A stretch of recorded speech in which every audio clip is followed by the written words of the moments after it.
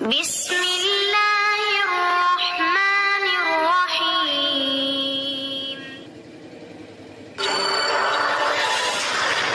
10 লক্ষ মুসলিম তরুণ নওজোয়ান পুরুষ মহিলাদের ধরে নিয়ে কারাগারের ভিতরে আটকে রেখে ওদের রোজা থেকে বিরত রাখার চেষ্টা করছে। কিন্তু খুব ভালো করে বুঝবেন, আল্লাহর কোরআন বলে দিয়েছে যে জায়গায় মুসলমানেরা থাকবে, চাই পৃথিবীতে থাক, চাই চাঁদে থাক, চাই পৃথিবীর অন্য কোথায় থাকুক না কেন, রোজা যখন ফরজ হবে প্রত্যেক জায়গার মুসলমানদের উপরে ফরজ হবে। একটু আওয়াজ দিয়ে বলবেন সুবহানাল্লাহ। এটা জোরে বলুন। রোজা ফরজ, এই পৃথিবীতে আমরা যারা আছি আমাদের উপরেও ফরজ। চাঁদে যারা যায়, চাঁদে রকেটে করে, তাদের উপরে ফরজ না নফল? একটু জোরে বলুন। আমরা তো জানি ফরজ, আপনারা কি বলছেন ফরজ না নফল? পান না, পান খাওয়া না। আমার ভাই সাহেব খুব ভালো করে শুনবেন আমার আলোচনা, তো একটু কঠিন ভাবে না শুনলে বোঝা যায় না। সুতরাং রমজানের রোজা পৃথিবীতে হোক, নারী হোক, পুরুষ হোক, সতেজ স্মৃতিপূর্ণ ব্যক্তি, মানে ভালো ব্যক্তি, পাগল নয়, এই রকম ব্যক্তি পৃথিবীতে হোক আর চাঁদে হোক না কেন, যেখানেই থাক, আমার আল্লাহ তার প্রতি রোজা ফরজ করে দিয়েছে। একটু আওয়াজ দিয়ে বলুন সুবহানাল্লাহ। চীনের জিনজিয়াংয়ের কারাগারে যে সমস্ত মুসলমানেরা এদেরকে অন্যায়ভাবে জুলুম করে, নির্যাতন করে আটকে রাখে, এরাও তো মুসলিম, এদেরও তো মনে ইচ্ছা হয় আমার আল্লাহর হুকুম রোজাটা পালন করি। আমার বন্ধু, এরা যখন রোজা পালন করার উদ্বুদ্ধ হয় তখন ওই চীনের জিনজিয়াংয়ের সরকার আশ্চর্য হয়ে যাবে। মুসলমানদের উপরে নির্যাতন করে, তাদের মুখ ঢেকে দিয়ে তাদের উপরে মারাত্মক প্রহার শুরু করে নির্যাতন চালায়। এমনকি শুধু তাই নয়, মুসলমান নারীদের ধরে ধরে ওই জেলের ভিতরে পাশবিক যৌন হেনস্থা করে ওদের গর্ভের ভিতরে সন্তান জন্ম দিয়ে ওই সন্তানটি ছুরি দিয়ে পেট ফেড়ে বার করে ওদেরকে নর্দমায় ফেলে দেয়। আমার আল্লাহ বলে হুঁশিয়ার, সাবধান হয়ে যাও। যে সমস্ত ব্যক্তি, যে সমস্ত নাফরমানি, যে সমস্ত মুশরিকিরা, ইসলামোফোবিয়ারা, ইসলামী বিদ্বেষীরা এই রকম কর্মের সাথে যুক্ত হবে, আমি আল্লাহ তাআলা কাল কিয়ামতের মাঠে ময়দানে মহশরে ডাইরেক্ট অ্যাকশন নিয়ে নেব। একটু আওয়াজ দিয়ে বলুন সুবহানাল্লাহ। একটু জোরে বলা যায় না সুবহানাল্লাহ? নারায়ে তাকবীর, নারায়ে তাকবীর। আমার ভাই, আওয়াজ খুব ভালো করে বুঝবেন, খুব কঠিন পরিস্থিতিতে আমরা বর্তমান পৃথিবীতে বসবাস করছি, তারপরেও আমাদের ঘুম ভাঙে না। আপনারা শুনতে পাচ্ছেন তো ইনশাআল্লাহ? শুনতে পাচ্ছেন? আমি শুনতে পাই না পাই আমার প্রয়োজন নেই, আপনাদের শুনতে পাওয়ার প্রয়োজন বেশি, কারণ স্টেজে সাউন্ড নেই, তো শোনা যাচ্ছে দূরের থেকে, তবে এটা শুনতে হবে প্রিয় ভাই। এই জন্য আমরা বর্তমান পৃথিবীতে আমাদের মারাত্মক একটি সময় চলছে, যেটি মুসলমানদের জন্য খুব মারাত্মক বিপদ। ঠিক না বেঠিক? পশ্চিম বাংলার একাধিক জায়গায় মসজিদ মাদ্রাসাগুলো দখল করে নিচ্ছে, আমাদের দরগাগুলো দখল করছে, জ্ঞানব্যাপী থেকে শুরু করে, বাবরি থেকে শুরু করে আমাদের সমস্ত জায়গায় মসজিদ মাদ্রাসা দখল করে নিয়ে ওরা কি বোঝাতে চাইছে, এই ভারতবর্ষে মুসলমানদের কোনো অস্তিত্ব নেই। কিন্তু 1947 সালে আমরাই তো কাঁধে কাঁধে মিলিয়ে নারায়ে তাকবীরের ধ্বনি দিয়ে আমরাই তো বালতি বালতি রক্ত ঢেলে ঢেলে এই ভারতবর্ষের জমিনটা ব্রিটিশ মুক্ত করে দিয়ে আমরা প্রমাণ করেছি আমরা ভারতীয় নাগরিক। কিন্তু বর্তমান সরকার আমাদের নাগরিকত্ব দেওয়ার জন্য ওরা উঠে পড়ে লেগেছে। আমরা কে চেয়েছি যে আমাদের নাগরিকত্ব দাও? চেয়েছি? আমাদের তো চাওয়ার প্রয়োজন নেই। পশ্চিম বাংলার আমাদের মুখ্যমন্ত্রী পিএম নয় সিএমজি তিনি ঘোষণা করেছে কেউ কাগজপত্র জমা দেবে না। কি করে সিএ করে দেখি? রাজনৈতিক আলোচনা করছি না, আমাদের পরিস্থিতি বলতে গিয়ে বর্তমানে এটি কিন্তু উঠে আসছে। গোটা পৃথিবীতে ইসলামোফোবিয়া দিয়ে আমাদেরকে বদনাম করে, আমাদের উপরে জুলুম চালিয়ে, আমাদের উপরে দাদাগিরি চালিয়ে, আমাদের নামে কলঙ্কিত করে গোটা বিশ্বের জমিনে মুসলমানদেরকে ওরা কলঙ্কিত করতে চায়, আমাদের কোরআনের উপরে টার্গেট করতে চায়। গত কয়েকদিন ধরে সোশ্যাল মিডিয়ায় দেখবেন একটা কুলাঙ্গার, এক নাস্তিক কোরআনের পাতাগুলো নিয়ে ছিটছে, নিজে হাতে ছিটছে, কোরআন ছিটছে, কোরআনে থুতু দিচ্ছে, কোরআনে লাথি দিচ্ছে। আমার বন্ধু একজন সুস্থ মস্তিষ্ক ব্যক্তিওয়ালা সে কোনোদিন এই রকম করতে পারে না। খুব ভালো করে বুঝবে, কোরআন হলো আমাদের ধর্মীয় কিতাব। কোরআন শরীফ আমরা মাথায় রাখি, কোরআনের আদেশ নিষেধগুলো আমরা মেনে মেনে চলি। মনে করে দেখুন তো, এই সেই রমজানুল মুবারক, যে রমজানুল মুবারকে আল্লাহর কোরআনটি নাজিল হয়েছিল, কোথায় নাজিল হয়েছিল? মনে করে দেখুন, এখান থেকে 6 থেকে 8,000 কিলোমিটার দূর জায়গাটির নাম হলো মক্কা। মক্কার হেরা পর্বতে ওই জাবালে নূরে 610 সালে আল্লাহর কোরআন শরীফ নাজিল হয়েছিল। আর কোরআন নাজিল হওয়ার পরে কোরআনের মূল বক্তব্য হলো সাম্প্রদায়িক সম্প্রীতি। তোমরা অন্য ধর্মকে গালি দিও না, অন্য ধর্মীয় গ্রন্থকে কটাক্ষ করো না। আর তারা কি করে? আল্লাহর কোরআনকে কটাক্ষ করে কোরআনের পৃষ্ঠা ছিঁড়ে ছিঁড়ে আমাদেরকে অপমান করতে চায়, কোরআনের অপমান করতে চায়। কিন্তু আমাদের বক্তব্য হলো, তোমরা আমাদের কোরআন ছিঁড়ে কোরআনের অপমান তুমি করনি, তুমি কোরআনের পাতা ছিঁড়ে তোমার নিজের পায়ে নিজে কুড়ুল মেরেছ। সময় এলে আমার আল্লাহ কিন্তু বুঝিয়ে দেবে। একটু আওয়াজ দিয়ে বলি সুবহানাল্লাহ, দরুদ আল্লাহুম্মা সাল্লি আলা মুহাম্মদ ওয়া আলা আলি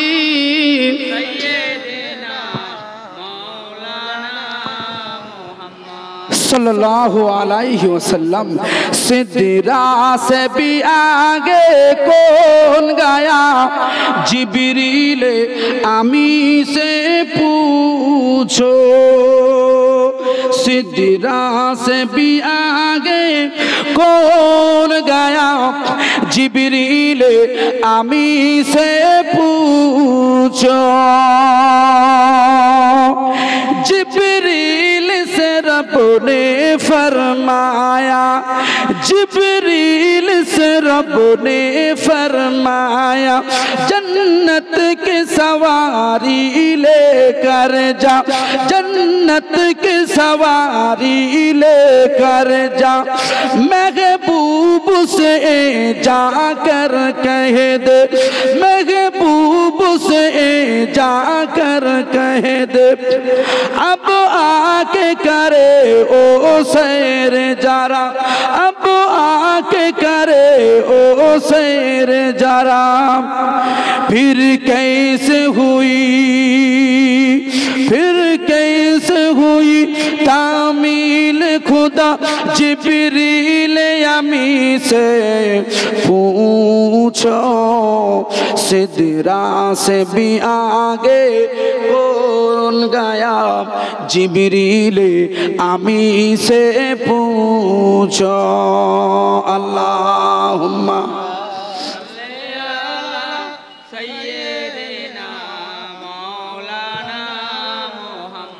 वाला आली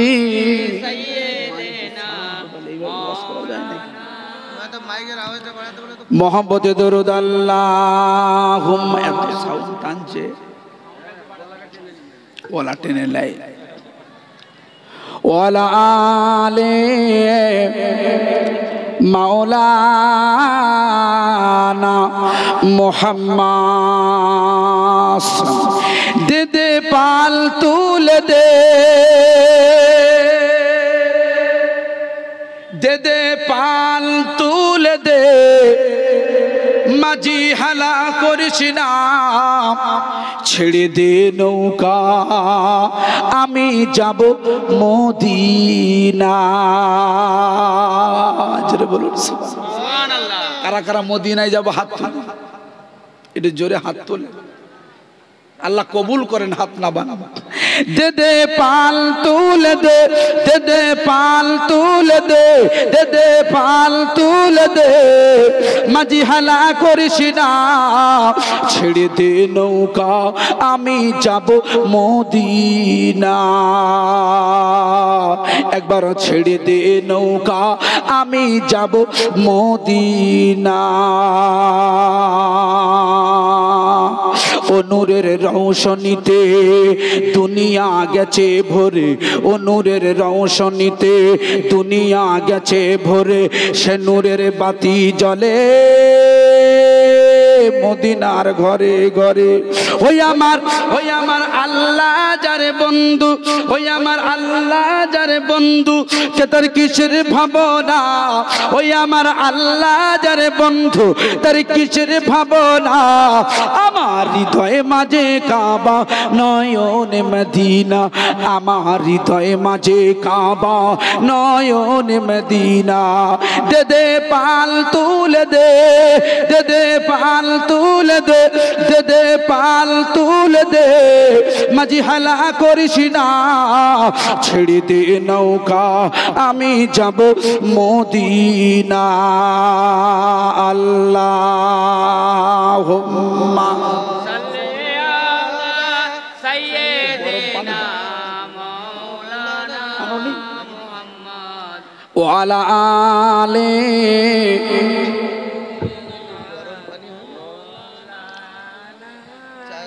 मोहब्बत दुरूद अल्लाहुम्मा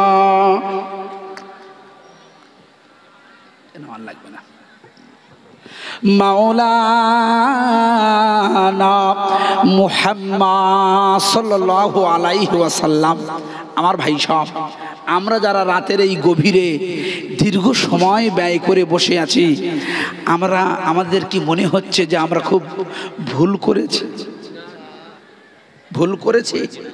আমরাই আল্লাহ পাক চাইলে এর ওসিলা করে আমার আল্লাহ এত কল্যাণ নসিব করবে আল্লাহ পাক এর ওসিলায় तमाम জীবনের গুনাহ খাতাগুলো maaf করে দয়ার জান্নাত নসিব করতে পারে এটা জোরে বলবেন না আরো জোরে হবে না সুবহানাল্লাহ আমার ভাই সব আমার একটি বক্তব্য আমার একটি আলোচনা যে আলোচনার উপরেই কিন্তু এখনো আমি বিরাজমান সেটি হলো ইসলামোফোবিয়া আমার স্বভাব হলো দীর্ঘ 2 ঘন্টা আমি একটা বিষয়ের উপরে কথা বলি খুব ভালো করে বুঝবেন আজকে আমরা ইসলামোফোবিয়ার ভিতরে পড়ে গেছি আমাদের টুপি নিয়ে আমাদের জামালিয়া আমাদের লুঙ্গি নিয়ে আমাদের হাজী রুমাল আপনারা যে উপঢৌকন দিয়েছেন এই হাজী রুমাল নিয়েও কটাক্ষ চলছে সিনেমা দেখেছেন সিনেমা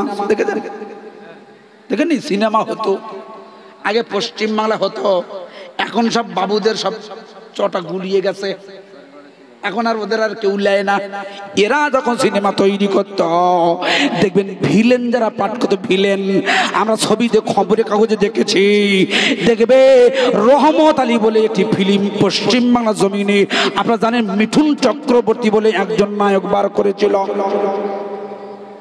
খুব ভালো করে বুঝবেন মিঠুন চক্রবর্তী তিনি রহমত আলীর ছবিতে মাথায় টুপি দিয়ে ঠিক এই রকম একটি হাজী রুমাল দিয়ে উনি কিন্তু পেপারে স্ট্যাটাস দিয়েছিল আমি দেখেছিলাম সেদিন বন্ধু মনে করুন খুব ভালো করে বুঝবেন তিনি ফিল্ম করছেন আমাদের কোনো আপত্তি নেই করতেই পারে কিন্তু আপনি আপনার কাছে আমার জিজ্ঞাসা আপনি কেন মুসলমানদের ধর্মীয় টুপি মুসলমানদের ধর্মীয় প্রতীক এই আল্লাহ রাসূলের সুন্নত তরিকার যে টুপিটি, আল্লাহ রসুলের সুন্নতি লেবাসের যে হাজি রুমালটি আপনি কেন ব্যবহার করলেন?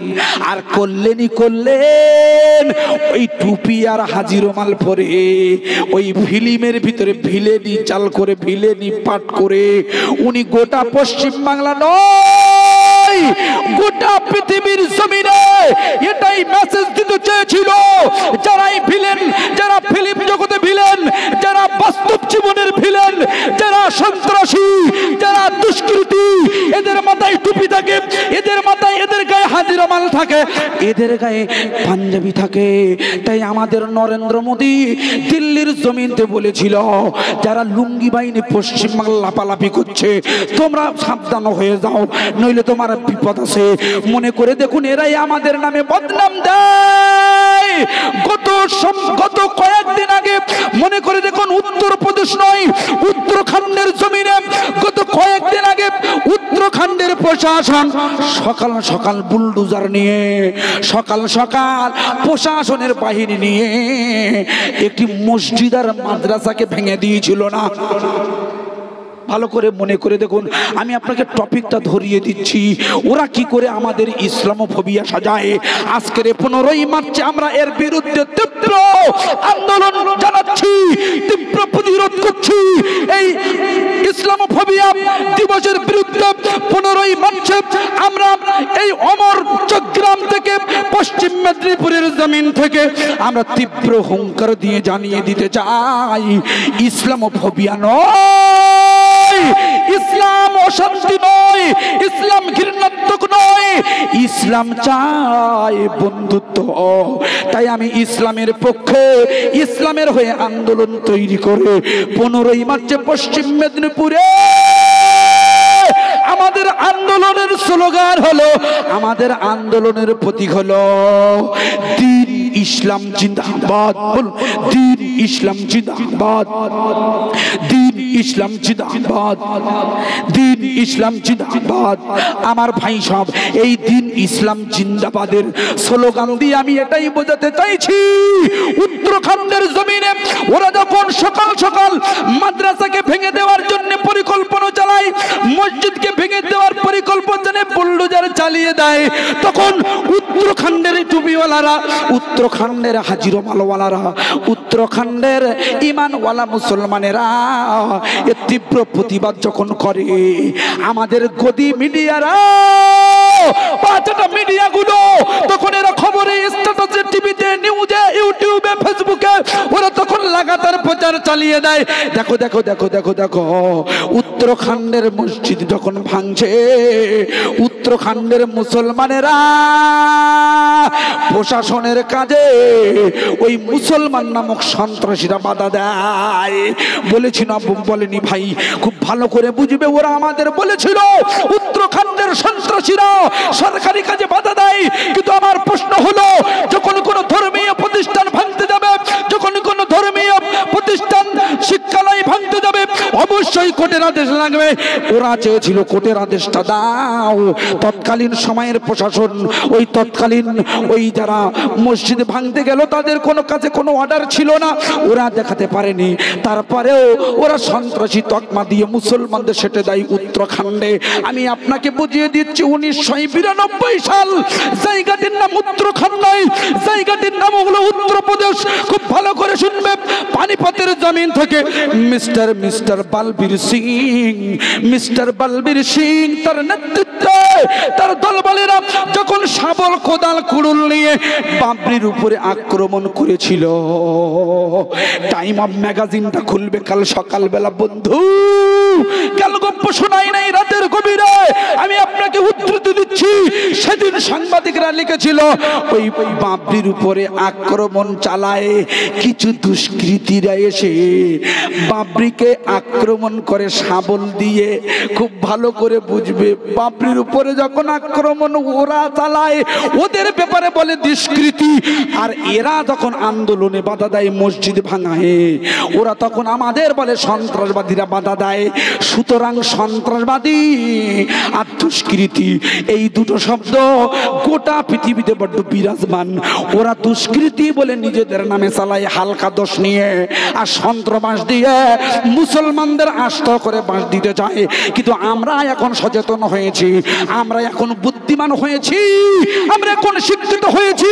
আমরা এর তীব্র প্রতিবাদ করে এটাই জানাতে চাইছি, তোমরা কোরআনের বিরুদ্ধে, তোমরা ইসলামের বিরুদ্ধে ফোবিয়া দিয়ে মুসলমানদেরকে চেপে রাখা যাবে না। কারণ এই মুসলমানদের মালিক যিনি, তিনি হলেন আমার আল্লাহ। একটু আওয়াজ দিয়ে বলবেন সুবহানাল্লাহ। একটু জোরে বলা যায় না সুবহানাল্লাহ? মনে করে দেখুন, আমি আপনাকে উদাহরণ দেব। আজকের রমজানুল মুবারক, সেবারও ছিল রমজানুল মুবারক। মনে করে দেখুন, এই রমজানুল মুবারকে 17ই রমজানে একটি ঐতিহাসিক যুদ্ধ হয়েছিল। জায়গাটির নাম হলো কিন্তু বদর। কোথায়? বদর দেখেছেন কেউ? দেখেছেন? বদর হলো মদিনা থেকে 80 মাইল দূর। কোথা থেকে? মদিনা থেকে 80 মাইল দূর। এটা 130 কিলোমিটার। সমীক্ষা বলছে মক্কা থেকে মদিনা প্রায় 450 কিলোমিটারের মতো রাস্তা।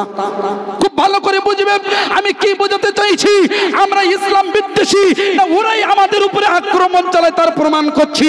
প্রথমে আপনি বুঝুন, মক্কার কুরাইশরা আর মদিনার আনসারীরা যে জায়গায় প্রথম যুদ্ধ বাঁধিয়েছিল, ওই জায়গাটির নাম হলো কিন্তু বদর। ওই বদরটি যদি মক্কা থেকে মদিনার 400 কিলোমিটারের ডিফারেন্স হয়, মনে করে দেখুন বদরটা হলো ওই মক্কা মদিনার রাস্তার মিডিলে। মদিনা থেকে যদি 130 কিলোমিটার হয়, মক্কা থেকে কত কিলোমিটার হবে? বলুন বলুন, মক্কা থেকে কত কিলোমিটার হবে? এখান থেকে 130, মানে ওখান থেকে 230 কিলোমিটার। জোরে বলুন ঠিক না বেঠিক? খুব ভালো করে বুঝবে আমি কেন এই কথা, এই বক্তব্য, এই থিওরিটা রাখছি। খুব ভালো করে বুঝবেন। আমি এটাই বলতে চাইছি যে ওরা আমাদের উপরে আক্রমণ চালিয়েছিল সেদিন ইসলামের প্রথম যুগে নবী মুহাম্মাদের উপরে আক্রমণ চালায়। এবারে আমি আপনাকে এই বিষয়ের উপরে একটি কোশ্চেন করতে চাই। বলুন তো, আপনার ওয়াজ নিয়ে এত লাফালাফি করছিলেন, বলুন তো রমজানুল মুবারক কোরআন শরীফ নাজিল হওয়ার কত বছর পরে মুসলমানদের জন্য রোজা ফরজ হয়েছিল? কেউ জানি না। কি করে জানবো? আমরা জানবো কি? রাগ করেন না আপনারা। আমরা জানবো শাহরুখ খানের কটা মেয়ে, ঠিক না বেঠিক? আমরা জানবো অমিতাভের কত হাজার কোটি টাকা সম্পত্তি, ঠিক না বেঠিক? খুব ভালো করে বুঝবে রমজানুল মুবারকে কোরআন নাজিল হয়েছে। সালটি মুখস্থ করুন। 610 সালে হেরা পর্বতে জাবালে নূরে আল্লাহর নবীর শানে জিবরিল আমিন মারফতে 5টা কোরআনের আয়াত নিয়ে নাজিল হয়েছিল। সালটা লিখুন 610 সাল। আর রমজানের রোজা যেটা রেখেছেন, এই রোজাটি ফরজ হয়েছিল যত সালে, ওই সালটা লিখে রাখুন 624 সাল, 2য় হিজরি, ঠিক না বেঠিক? তাহলে এভারেজ করলে দেখা যায় কুরআন নাজিলের 14 বছর পরে রমজানের রোজাটা ফরজ হয়েছিল। 14 বছর পরে রমজানের রোজাটা ফরজ হয়েছিল। যে বছরে প্রথম রোজা ফরজ হয়েছে, সেই বছরে প্রথম যুদ্ধের দামামা বেঁধেছে। আশ্চর্য হয়ে যাবে টুপিওয়ালা মুসলমানেরা, ঈমানওয়ালা ভারতীয়রা খুব ভালো করে বুঝবে। আমরা টুপি দাঁড়িয়ে রেখে আমরা সামান্য রমজানের রোজা করে আমরা এসি ঘর থেকে বার হতে চাই না।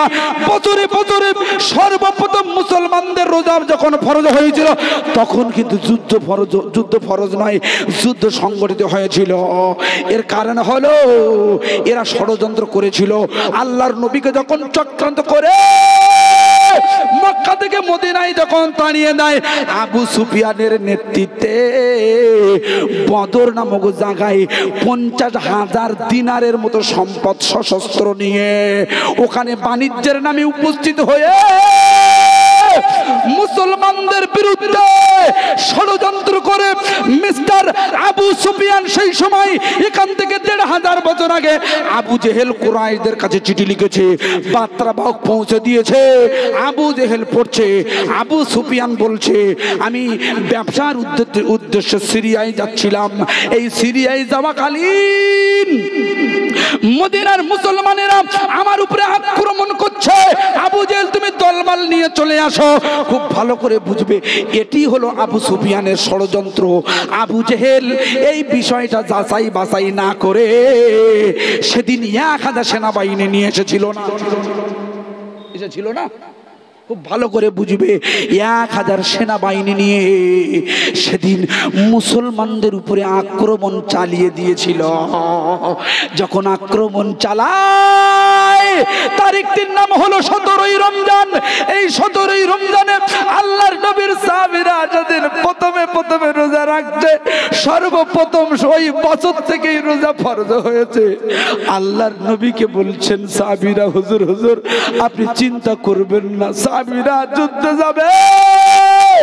আল্লাহর নবী চিন্তিত হচ্ছে, কারণ আমার উম্মত প্রথম রোজা রাখছে, আর প্রথম রোজা রাখলে আমাদের একটু কষ্ট হয়। সাহাবীদেরও কষ্ট হচ্ছিল, আমার নবী কিন্তু বুঝতে পারছিলেন। আল্লাহর নবী একটু ইতস্তত করছেন। আল্লাহর নবী সাহাবীরা হযরতে বেলাল, হযরতে আবু বকর, হযরতে উসমান, হযরতে আবু আক্কাস গানেরা হুজুর কিবলাগণ বলেছেন, হুজুর আপনি ইতস্তত করবেন না, আল্লাহ পাক আপনাকে অনুমতি দিয়েছে মুসলমানদের নিয়ে মুসলমানদের কল্যাণে আপনি ঝাঁপিয়ে পড়ুন। আমরা কথা দিচ্ছি আপনার পেছন থেকে আমরা হটে আসব না। মনে করে দেখুন, সেদিন মুসলমানদের কোনো সম্পত্তি ছিল না, মুসলমানদের কোনো অস্ত্র ছিল না, মুসলমানদের কোনো অশ্বারোহী ছিল না, তবু এরা 313 জন মুসলমানদের উপরে আক্রমণ ঠেকানোর জন্য মদিনায় নারায়ে তাকবীরের স্লোগান দিয়ে এরাই প্রথম যুদ্ধে ঝাঁপিয়ে পড়েছিল বদরের প্রান্তরে। আবু সুফিয়ানের ষড়যন্ত্রে যখন যুদ্ধটি শুরু হচ্ছে, ওদিক থেকে আবু জাহেলের নেতৃত্বে, আবু জাহেল হলো একটি উপাধি নাম আল্লাহর নবী দিয়েছিলেন। ওর আসল নাম হলো আমর ইবনে হিশাম। তার নেতৃত্বে 1000 সৈন্য নিয়ে 100টা অশ্বারোহী আর 700টি উট নিয়ে 313 জন মুসলমানদের উপরে আক্রমণ করার আগে আল্লাহর নবী সাহাবীরা বলছে, হুজুর, ইয়া রাসূলুল্লাহ, ইয়া হাবিবাল্লাহ, হুজুর ওদের কাছে বল্লম আছে, ওদের কাছে তীর আছে, ওদের কাছে ঘোড়া আছে, আমাদের কাছে তো মাত্র 2টি ঘোড়া। ইয়া রাসূলুল্লাহ, ইয়া হাবিবাল্লাহ, হুজুর আমরা কি করে টেকআপ দেব, আমরা কি করে মোকাবিলা করব? আমার আল্লাহর নবী বলছেন, মুসলমানেরা তোমাদের ইমানের বলে যদি বলিয়ান হও, তোমাদের ইমানের শক্তিতে যদি পাওয়ারফুল হও, তাহলে তোমার অস্ত্র লাগবে না। মুসলমানদের 1 নম্বর অস্ত্র হলো, মুসলমানদের 1 নম্বর হাতিয়ার হলো ইমানের অস্ত্র। এটা জোরে বলা যায় না সুবহানাল্লাহ? নারায়ে তাকবীর। মুসলমানের 1 নম্বর অস্ত্র কি? ঈমান। 1 নম্বর অস্ত্র হাতিয়ার। এই ঈমান যখন দুর্বল হয়ে যাবে, তখন আপনার সব দিকেই দুর্বল হয়ে যাবে। ইদানিং আমাদের ভারতবর্ষের মুসলমানেরা এদের ঈমানটা দুর্বল হয়ে যাচ্ছে, তাই দিকে আমাদের উপরে বিপদ নেমে আসছে। মনে করেন যে দেখুন, এখান থেকে ইসরায়েলের জমিনে ওরা দখলদার বাহিনী, ইসরায়েল ওদের বক্তব্য হলো যে প্যালেস্টাইনকে আমরা দখল করে নেব, আমরা ওই বাইতুল মুকাদ্দাসটি দখল করে নেব। যে বাইতুল মুকাদ্দাসে হাজার নবীদের উপস্থিতিতে, আল্লাহর নবীর নেতৃত্বে জামাতে নামাজ আদায় করে ইয়া ইমামুল মুরসালিন ডিগ্রি অর্জন করে আল্লাহর সাথে দিদার হয়েছে, এই মসজিদ থেকে ওরা গ্রাস করতে চাইছে। হাজার বাধা বিপত্তির পরে এই গত জুম্মাবারে আল্লাহ শুকরিয়া, হাজার ঈমানওয়ালা মুসলমানে কাতার দিয়ে লাইন দিয়ে জামাতে নামাজ অনুষ্ঠিত হয়ে যায়। একটু চিল্লে বলবে সুবহানাল্লাহ। নারায়ে তাকবীর, নারায়ে তাকবীর। আমার ভাই সব ঈমান কমজোরি করলে হবে না। ইমানের তাজা ইমান এর বলটা আপনাকে আরো বাড়াতে হবে, পাওয়ারটা বেশি বাড়াতে হবে। তারপরে ইসলামোফোবিয়ার বিরুদ্ধে 15ই মার্চে আন্দোলন সফল হবে। ভালো করে বুঝবে, এই ভারতবর্ষে মুসলমানদের বসবাস করতে গেলে, গোটা পৃথিবীতে মুসলমানদের বসবাস করতে গেলে ইমানওয়ালাদের ইমানের সাথে সাথে নামাজ, কালাম, তাসবিহ, তেলাওয়াত, ইসলামের 5টা ভিত্তির উপরে আপনাকে সঠিকভাবে, আপনাকে স্থায়ীভাবে বসবাস করতে হবে, নইলে আপনাদের সমস্যা। এই জন্য ইসলামের 5টা খুঁটি এমনি আল্লাহ দিইনি। প্রথমে দিয়েছে কলমা। কলমা এমন ভাবে পড়বে, আপনি জবান দিয়ে পড়লেন, অন্তর দিয়ে বিশ্বাস করলেন, আর যেই কলমা পড়ে মুসলমান হয়ে গেলেন, সঙ্গে সঙ্গে নামাজ প্রতিষ্ঠা করবে। আর আমরা বেহায়া মুসলমানেরা, আমরা রমজান মাস না এলে আমরা নামাজ প্রতিষ্ঠা করি না।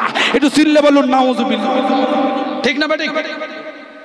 রমজান মাস না এলে আমরা নামাজ পড়ি না। রমজান মাসেই আমাদের নামাজ পড়তে হয়। রমজান মাসে নামাজ পড়লে বেশি সওয়াব হয়। তবে কাদের জন্য? কাদের? আমার ওয়াজ বোঝা যাচ্ছে তো? বোঝা যাচ্ছে? খুব ভালো করে বুঝবে, নইলে মুশকিলে পড়ে যাব। সকালবেলা পরে দিয়ে বলবো কি ওয়াজ করো সেই ইয়াসিনের পরে। আমি একটু খুব গরম আলোচনা করি তো, এই জন্য মাইক সেটগুলো একটু ভালো লাগে আপনাদের যা সেট, তবু আমি চালিয়ে দিচ্ছি। সময়ও সংক্ষেপ হয়ে গেছে, আমি একটাই শেষ করব ইনশাল্লাহ। সকলকে নিয়ে একটু সালাতু সালাম পড়ে শেষ করব। তার আগে আমার বক্তব্য শেষ করতে হবে না। খুব ভালো করে বুঝবেন। এই বোঝার আগে আমি একটু কলেমা শরীফ জিকির করে নেবো, সেই ভাগে আমি একটু মানে পানি পান করবো। কলমা লা ইলাহা ইল্লাল্লাহ, লা ইলাহা ইল্লাল্লাহ, লা ইলাহা ইল্লাল্লাহ, মুহাম্মাদুর রাসূলুল্লাহ। নবী গেলেন তয়েফে, নবী গেলেন তয়েফে, নবী গেলেন তয়েফে, পাথর মারে কাফেরে। এ রক্তের দ্বারাই, এ রক্তের দ্বারাই পা দুখানি রাঙা হয়ে যায়। নবী গেলেন তয়েফে, নবী গেলেন তয়েফে, পাথর মারে কাফেরে। এ রক্তের দ্বারাই পা দুখানি রাঙা হয়ে যায়।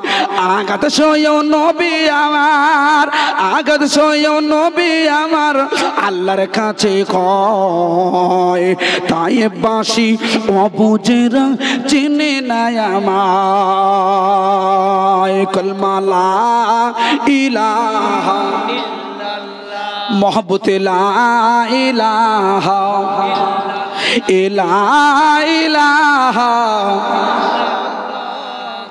মুহাম্মাদুর রাসূলুল্লাহ। আমার ভাই সাহেবেরা খুব ভালো করে বুঝবে, আল্লাহর নবীর দরবারে সাহাবীরা বলছে হুজুর এই এই এই সংকট সময়ে আমাদের কাছে অস্ত্র নেই, আমাদের কাছে বন্দুক নেই, আমাদের কাছে ধনুক নেই, আমাদের কাছে ঘোড়া নেই। 1000 সেনাবাহিনী আবু জেহেলদের নেতৃত্বে বর্ম পরে ওরা লাইন দিয়ে দাঁড়িয়ে আছে। কেন? ইসলামটা শেষ করবে। কোথা থেকে কোথায় এসেছে? ওরা মক্কা থেকে 230 কিলোমিটার পথ চলে এসেছে। আল্লাহর নবী সাহাবীরা এখান থেকে 130 কিলোমিটার পথ গিয়েছে। এখানে আমি আপনাকে প্রশ্ন করছি, ইসলামের শত্রুরা এরা আগে এসেছে না ইসলাম আগে গেছে? খুব ভালো করে বুঝবেন। দৃষ্টান্ত আমি এমনি দিচ্ছি না। এরা বলছে ইসলামোফোবিয়া, আমি বলছি না না না না না, সেদিন থেকে ইসলামোফোবিয়া শুরু হয়েছিল আবু জেহেলদের নেতৃত্বে, আবু সুফিয়ানদের নেতৃত্বে। কিন্তু টেকেনি আল্লাহর নবী বলছে সাহাবীরা চিন্তিত হয়ো না। ওই যে খাজুর গাছগুলো দাঁড়িয়ে আছে, খাজুর গাছে চলে যাও, খাজুরের বাকল কেটে আনো, মানে খাজুরের লাঠিগুলো কেটে আনো, পাতাগুলো ছেটে ছেটে পরিষ্কার করে দিয়ে লাঠিগুলো ইমানওয়ালারা দুহাত করে কেটে দিয়ে আল্লাহর নবী নিজে কুদরতি নয় রহমতে হাত দিয়ে কেটে কেটে কেটে কেটে সাহাবীদের হাতে তুলে দিয়েছে। যাও যাও যাও যাও, এটাই তোমার তরোয়াল, এটাই তোমার হাতিয়ার। ইসলামী বিদ্বেষীদের উপরে ঝাঁপিয়ে পড়ো, ইসলামী ফোবিয়াদের উপরে ঝাঁপিয়ে পড়ো। আল্লাহর কুরআন ঘোষণা করেছে সূরা বাকারায়, আপনি খেয়াল করে দেখবেন আল্লাহ বলছে আমি সেদিন প্রকাশ্যে মুসলমানদের আমি সহযোগিতা করেছিলাম আল্লাহর রহমতের ফেরেশতা দিয়ে। ওরা 1000 সেনাবাহিনী আর এরা সইতারও এরা তো পারবে না। আমার রহমতের ফারিস্তা দিয়ে এদেরকে সহযোগিতা করে যখন যুদ্ধ শুরু হয়ে গেল, ওরা আবু সুফিয়ানদের নেতৃত্বে, আবু জাহেলের নেতৃত্বে, উতবা, শাইবা, উমাইয়া ইবনে খালফের নেতৃত্বে, আর এরা ছিলেন আল্লাহর নবীর নেতৃত্বে হযরতে আবু বকরের নেতৃত্ব, হযরতে উমর ইবনুল খাত্তাবের নেতৃত্ব, হযরত উসমান গনি আলীর নেতৃত্ব। এখানে নেতৃত্ব দিয়েছেন হযরতে বেলাল। হযরতে বেলালেরা এরা যখন নেতৃত্ব দিয়ে বদরের প্রান্তর, আপনি গিয়েছেন কিনা জানি না, গেলে একমত হয়ে যাবেন, এখনো সেখানে খোদাই করে ইতিহাসটা রচনা করা আছে। মক্কার জমিনে, ওই মদিনার জমিনে যে জায়গায় বদরের প্রান্তর সংগঠিত হয়েছিল, মুসলমানেরা রক্ত ঢেলেছিল, ঈমানওয়ালারা কোরআনের জন্য রক্ত দিয়েছে, ওই জায়গাটা চিহ্নিতকরণ করা হয়েছে। ওই জায়গায় আল্লাহর নবী সাহাবীরা বলছে, আমরা মুসলমান, আমাদের স্বভাব হলো আমরা আগে কারোর উপরে আক্রমণ করি না, আমাদেরকে যে আক্রমণ করবে আমরা তাদের ছেড়ে কথা বলি না। এই কথা শোনার পরে আবু জাহেলদের নেতৃত্বে নির্দেশে মুসলমানদের উপর যখন আক্রমণ করে দিল, 313 জন মুসলমানেরা তীরের গতিতে, বিদ্যুতের গতিতে 1000 সেনাবাহিনীর উপর আক্রমণ করে গোটা 1000 মুশরিক ওই কুরাইশ বাহিনীদের খতম করে করে করে করে নিশ্চিহ্ন করে বদরের প্রান্ত মুসলমানেরা দখল করে। ঈমানের বাণী নাই, ঈমানের ঝান্ডা ওঠার আগে আবু জেহেল যখন যুদ্ধ করছে, ওই যুদ্ধে মনে করে দেখুন মদিনার মসজিদের ভূমিদাতা যারা ছিলেন, 1 নম্বর ছিলেন সাহাল, 2 নম্বর সুহাইল। এরা দুজন কিন্তু নাবালক ছিল সেই সময়। এরা যখন ওই বদরের প্রান্তে যুদ্ধ চলছে, এরা 2 ভাই তখন ওই বদরের প্রান্তে পৌঁছে গেছে। পৌঁছে যাওয়ার পর সাহাবীদের জিজ্ঞাসা করছে, হে নবী, সাহাবীরা বলো বলো বলো, যে ব্যক্তি আমার রাসূলকে বেশি জ্বালায় ওই ব্যক্তির নাম আবু জাহেল, আমরা শুনেছি, আমরা চিনিনি, আমাদেরকে দয়া করে একটু দেখিয়ে দাও আবু জাহেল কোন ব্যক্তি। আপনি আশ্চর্য হয়ে যাবে বন্ধু, সালার সুহাইলের নেতৃত্বে ওই বদরের প্রান্তরে সাহাবীরা যখন দেখিয়ে দিলে, এই হলো আবু জাহেল, এই হলো আবু জাহেল। ওই সাহাল আর সুহাইল নাবালেক, 7-8 বছর করে বয়স, এরা তো যুদ্ধ করতে পারে না, ঘোড়ায় উঠে। এরা তখন কি করছে, তলোয়ার দিয়ে ঘোড়ার পাটা কেটে দিয়েছে। আবু জেহেল শীত হয়ে জমিনে যখন পড়ে গিয়েছে, 2 ভাইয়ের ভিতরে 1 ভাই গিয়ে আবু জেহেলের বুকের উপরে চড়ে বসেছে, আর এক ভাই মাথার চুল ধরে টেনে নিয়ে গলায় ছুরিটা চালিয়ে দিয়ে বলেছিল, এই আবু জেহেল, তুমি আমার নবীকে এত বেশি কষ্ট দিয়েছো, তুমি আমার নবীকে এত প্রহার করেছো, এত যন্ত্রণা দিয়েছো, আমরা সাহাল আর সুহাইল আমরা নবীকে এত ভালোবাসি, নবীর দিওয়ানা হয়ে ইসলামী বিদ্বেষের নির্মূল করার নিয়তে, ইসলামোফোবিয়া এটাকে নির্মূল করার নিয়তে বদরের প্রান্তরে আবু জেহেলকে কতল করে দিল। এটা জোরে বলা জানে সুবহানাল্লাহ, নারায়ে তাকবীর, আল্লাহু আকবার, নারায়ে তাকবীর, আল্লাহু আকবার। আমার ভাই সব সেই যুগ থেকে এই যুগ পর্যন্ত এখনো ইসলামোফোবিয়া, এখনো ইসলামী বিদ্বেষ এটা ছড়ানো হয় দায়িত্ব নিয়ে। ইহুদিদের একটি চক্রান্ত, এটা অনইসলামিকদের একটি চক্রান্ত যে গোটা বিশ্বের সামনে ইসলামকে কালিমা লিপ্ত করো, ইসলাম থেকে দূরে সরিয়ে আনো মানুষকে। কিন্তু যতই ইসলামকে কালিমা লিপ্ত করতে চায়, কোরআনকে বলতে চাই সাম্প্রদায়িক কিতাব, কোরআনের ভিতরে নাকি বোমবাদার থিওরি আছে, কোরআনের ভিতরে নাকি বন্দুকবাদার থিওরি আছে, এই ঘোষণা যত করে দেয় পশ্চিমা বিশ্ব থেকে পাশ্চাত্য, এরা সবাই কিন্তু একযোগে কোরআন শরীফ নিয়ে অনুশোচনা, যাচাই বাছাই, কুরআন শরীফ নিয়ে গবেষণা করে করে এরা তত বেশি মুসলমান ইসলামের দিকে অগ্রসর হতে থাকে। একটু আওয়াজ দিয়ে বলবেন সুবহানাল্লাহ, একটু জোরে বলবেন সুবহানাল্লাহ, নারে তাকবীর। আমার ভাই সব কিন্তু ওটা হলো বিধর্মীদের ষড়যন্ত্র। আজকের আমাদের বর্তমান সিচুয়েশন বলছে আমাদের জমানায় নবীর আল্লাহ রাসূল বলেছে শেষ জামানায় ফিতনা হবে, এই ফিতনা আপনাকে ঈমানটা ধ্বংস করে দেবে, ঠিক না বেঠিক? ঈমান মানে ধ্বংস করে দেবে। কিন্তু বর্তমান সময় আমরা যারা বসবাস করি আমরা জীবনে দেখেছি ফিতনা কি। ভাই ফিতনা দেখেছেন জীবনে? ফিতনা আমি আপনাকে দেখাচ্ছি, ফিতনা দেখেলি। গত কয়েকদিন আগে পাকিস্তানের জমিনে একজন ইমাম মেহেদি বার হয়েছিল, দেখেছেন? এটি হলো ফিতনা। ইমাম মেহেদি এটি হলো ফিতনা, পাকিস্তান থেকে বার হয়েছে। আল্লাহ রাসূল বলেছে কাবার হাতিম নয়, কাবার মাতোয়াব থেকে বার হবে, আর এরা পাকিস্তান থেকে বার করেছে। গত কয়েক মাস আগে বাংলাদেশের জমিন থেকে ঈসা রুহুল্লাহ বার হয়েছিল, দেখেছেন? দেখেননি? আশ্চর্য, কোথায় থাকেন আপনারা? কোথায় ওয়াজ করছি আমি? আল্লাহু আকবার। এরা কিছু জানে না, পাগলা। ভালো করে বাংলাদেশের জমিনে ঈসা রুহুল্লাহ দাবি করে মানুষের সামনে বিভ্রান্ত তৈরি করছিল এরা। এই পাকিস্তানের ইমাম মেহেদি ও বলেছিল যারা আমার বিশ্বাস করবে না ঈমান নষ্ট হয়ে যাবে। আমরা তো বিশ্বাস করিনি, তা আমাদের কি ঈমান নষ্ট হয়ে গেছে? ভাই আপনি বিশ্বাস করেছেন? অবশ্যই করিনি। এটা হলো ফিতনা। ইদানিং দেখবেন বর্তমান স্টেজ থেকে এই জালসার মেহফিল থেকেও ফিতনা ছড়াচ্ছে, খুব সাবধান হয়ে যাবে। এ বলছে আমি ভালো, সে বলছে আমি ভালো, ও বলছে না ও হুজুর একদম খারাপ, ও বলছে, আরেকজন বলছে এই কিয়াম করা যাবে না, কিয়াম হলো হারাম। বলেছে না বলেনি?